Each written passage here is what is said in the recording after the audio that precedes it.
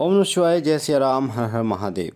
आज की वीडियो में मैं आपको बताऊंगा उन 4 गलतियों के बारे में जिन 4 गलतियों को करने से नकारात्मक शक्ति वापस आ जाती है। यानी अगर आपके ऊपर कोई भूत प्रेत जिन मशान या कोई भी नकारात्मक शक्ति ऐसी है जो आपको परेशान करती है, आप अलग अलग चौकियों पर गए, किसी भक्त से आपने इलाज कराया, किसी साधक से, किसी तांत्रिक से, किसी से भी आपने इलाज कराया अपना, कुछ दिन आप ठीक रहे, उसके बाद फिर वही परेशानी आपको होनी शुरू हो गई। तो इसके पीछे क्या कारण होता है? ऐसे 4 कारण, एक ऐसे 4 गलतियां आज मैं आपको बता रहा हूँ जिसके कारण ये नेगेटिव शक्ति वापस आपके शरीर में प्रवेश कर जाती है। चाहे आपको उन्होंने ताबीज़ दिया हो, गंडा धागा कुछ भी दिया हो, फिर भी आपके शरीर में प्रवेश कर जाती है। और इन 4 गलतियों के विषय में लोगों को पता ही नहीं होता। और कई लोग तो जब उनको आराम होता है तो वो बहुत हल्के में इन चीज़ों को ले जाते हैं। यानी पहले वो परेशान थे, दर्द था, चलने में दिक्कत थी या जो भी दिक्कत थी उनको, पहले तो बहुत सीरियस होते, जब दिक्कत होती तो बहुत सीरियस होते। जैसे आपने देखा होगा डॉक्टर के पास हम जब जाते हैं तो जब पर हम ज़्यादा दिक्कत में होते हैं तो बहुत सीरियस होते हैं। हाँ जी, कुछ डॉक्टर जो जो बोलेगा वो करेंगे। पर जैसे थोड़ा आराम होता है फिर दवाई अवॉइड कर देते हैं, दवाई नहीं लेते, समय पर नहीं लेते। इसी तरीके से जब किसी व्यक्ति को नकारात्मक शक्ति होती है तो शुरुआत में वो बहुत सीरियस रहता है, सावधान रहता है कि कोई भी गलती ना हो। पर जैसे जैसे उसको आराम पड़ना शुरू होता है वैसे वैसे वो इन 4 गलतियों को करना शुरू कर देता है। और उसके बाद वो ब्लेम करता है, उसके बाद वो भगत को ब्लेम करता है कि आपने इलाज सही नहीं किया, या आपने इस नेगेटिव शक्ति को हटा दिया था, आपने तो ये बोला था, फिर ये दोबारा कैसे आ गई। और वो उसको बताता है कि आपने कहीं ना कहीं ये गलती की है, पर वो मानने को तैयार नहीं होते। तो ऐसी स्थिति में आपको ये 4 गलतियां नहीं करनी चाहिए। सुन लीजिए कौन कौन सी वो 4 गलतियां हैं। सबसे पहली गलती, जब भी नकारात्मक शक्ति कोई व्यक्ति हटाता है, कोई भी भगत हटाता है, साधक हटाता है, तो परहेज अगर आप नहीं करते, पहली गलती है परहेज ना करना। यानी कि अगर आप परहेज नहीं करोगे तो वो शक्ति दोबारा आ जाएगी और आपको परेशान करना शुरू कर देगी। परहेज किस चीज़ के? सबसे पहला परहेज, आपको तामसिक भोजन नहीं करना। मीट, मांस, मछली, दारू, इनका परहेज करना है 100%। ये बहुत बड़ी गलती होती है। लोग इसको हल्के में ले जाते हैं जब आराम में पड़ता है तो तामसिक चीज़ों का परहेज आपको करना है। दूसरी चीज़, 1.25 महीने तक, लगभग 1.25 महीने, वो एक अलग अलग साधक जो भगत होते हैं वो अलग अलग उनका समय होता है, पर हाँ 1.25 महीने कम से कम होना चाहिए। सफ़ेद चीज़ों का परहेज करना है। सफ़ेद चावल, सफ़ेद दूध, सफ़ेद छाछ, मिठाई का परहेज आपको करना है। बाहर की किसी के घर का खाना नहीं खाना, बाहर का कोई खाना आता है आपके घर में वो नहीं खाना, तो इसका विशेष परहेज होता है। मेहंदी नहीं लगानी होती, हल्दी नहीं लगानी होती आपको, इन चीज़ों का विशेष रूप से परहेज करना होता है। अब कई माता बहनें, करवा चौथ आ रहा है या अन्य कोई होली, दीपावली या भैया दूज आए, रक्षाबंधन आए, तो वो उनको नेगेटिविटी की दिक्कत होती है पर वो मानती नहीं है। और वो कम से कम हल्दी नहीं तो मेहंदी लगा लेती हैं, और मेहंदी लगा लेती हैं तो उनको परेशानी शुरू हो जाती है। क्योंकि नेगेटिव शक्तियाँ जो हैं वो इनसे बहुत जल्दी आकर्षित होती हैं। परफ्यूम हो गया, इत्र हो गया, जिनको नेगेटिविटी की दिक्कत है मैं उनकी बात कर रहा हूँ, नॉर्मल तो लगा सकता है। तो इनका परहेज उस व्यक्ति को ज़रूर करना होता है। दूसरी चीज़, सूतक पातक में नहीं जाना होता। सूतक पातक क्या होता है? जैसे किसी की मृत्यु हो गई, किसी का निधन हो गया, तो वहाँ पर उनको नहीं जाना, उनके घर नहीं जाना, है ना, ये होता है पातक। सूतक होता है जब बच्चे का जन्म हुआ किसी के घर में, उस घर में प्रवेश नहीं करना आपको, अगर आपको ऊपरी नेगेटिव शक्ति की कोई भी परेशानी है।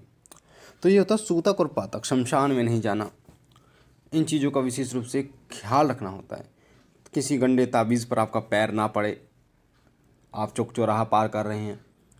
पता है परहेज बहुत इंपॉर्टेंट होता है, और बच्चे परहेज नहीं करते इन चीज़ों का। पहले क्या होता था कि किसी की शादी हो रही है, बहन बेटी की या किसी भाई की, हल्दी चढ़ने के बाद वो घर से निकलता ही नहीं था, निकलना उसका बैन था। आजकल तो लोग हल्दी लगने के बाद भी काम पे जा रहे हैं, घूम रहे हैं चौक चौराहे पे, पता नहीं कहाँ कहाँ। और इसी वजह से उन्हें परेशानी भुगतनी पड़ती है। शादी के बाद नेगेटिविटी फेरों में लग जाती है, ये बच्चे नहीं होते, परेशान होते हैं, जो बहू आती है उसको गंदे सपने दिखाई देते हैं। ये दिक्कतें तभी शुरू होती हैं। अब दूसरा परहेज होता है कि हाज़िरी ना देना। कई लोग जिस चौकी से जुड़े होते हैं, कि जिस दरबार से जुड़े होते हैं, कोई भी दरबार हो, कोई भी चौकी हो, तो वो क्या काम करते हैं, जो एक बार गए, उनको आराम पड़ना शुरू हुआ, दोबारा नहीं गए, तो आपको दरबार जाना है, चौकी पे हाज़िरी भरनी, जितनी हाज़िरी भरोगे उतनी ही कृपा आपको मिलेगी। बात क्या होती है ना, ये कृपा आपको दिखाई तो देती नहीं है, तो लोग इस पर विश्वास नहीं करते। जितनी हाज़िरी आप दोगे उस चौकी, उस दरबार से शक्तियाँ आपके साथ जुड़ती हैं, आपकी मलिनता को, नेगेटिव शक्ति को वो उतारती हैं, पॉजिटिव शक्तियाँ आपके साथ जाती हैं। आप 5, 7, 11, मैं तो कहता हूँ जिस दरबार से आप जुड़े हुए हों वहाँ पे हाज़िरी ज़रूर लगाओ। 2 घंटे के लिए, 1 घंटे के लिए जाओ, जब भी दरबार लगे, जिस भी दरबार में आप जुड़े हुए हो, पर वहाँ मत्था टेक के आओ, प्रसाद चढ़ा के ज़रूर आओ। वहाँ से सकारात्मक ऊर्जाएँ, सकारात्मक शक्तियाँ आपके साथ चलना शुरू कर देती हैं और आप पर कृपा बढ़नी शुरू हो जाती है। ये ध्यान रखना मेरी बात, और आप करके देखना ये। अगर आपको संकट है, जिस दरबार में आप जुड़े हुए हो उस दरबार में हाज़िरी देते रहो बस। बात ये होती है कि लोग स्वार्थी बन जाते हैं, आराम हुआ जाना छोड़ दिया, फिर वो जब परेशानी में आते हैं फिर वो दोबारा शुरू कर देते जाना। तो ये दूसरा कारण है जिससे नेगेटिव शक्ति दोबारा लग जाती है। अब तीसरा कारण है वो होता है कि जो भगत ने आपको बबूत दी, भगत ने आपको जो है जल दिया, पढ़ के धूनी दी, उसका प्रयोग ना करना। कई बच्चे तो बबूत को लेने में थोड़ा सा चुटकी भर बबूत और जल 1 गिलास पानी में घोलकर पीनी होती है आपको, या नहाना होता है आपको, वो भी नहीं कर पाते। तो कहाँ से वो ठीक होंगे? या फिर जो जल दिया है, पानी दिया है, उसको पीना है तो वो नहीं पीते, या धूनी लगाने के लिए घर में दी है तो वो नहीं लगाते। बात क्या होती है, अगर आप नागा कर देते, नागा क्या होता है, बीच में ब्रेक कर देना। आपने आपको 11 दिन बोला, 3 दिन तो आपने ली, चौथे दिन ब्रेक कर दी, तो फिर शुरू से आपको करना पड़ेगा। और इसका असर तभी नहीं होता जब आप बीच में नागा कर देते हैं, ब्रेक कर देते हैं, बीच में अपने परहेज को तोड़ देते हैं, जो कर्म आपको बताया उस कर्म को आप नहीं करते हैं। तो ये बहुत बड़ा कारण है जिससे नेगेटिव शक्ति दोबारा आ जाती है। भभूत और पड़ा हुआ जल, इसमें इतनी पावर होती है कि ये जब आपके शरीर के अंदर जाते हैं तो आपके शरीर में, जो आपके ब्लड के अंदर, खून के अंदर जो नेगेटिविटी, नकारात्मक शक्ति बैठ गई है उसको भी निकाल देते हैं। तो इनका महत्व बहुत ज़्यादा होता है।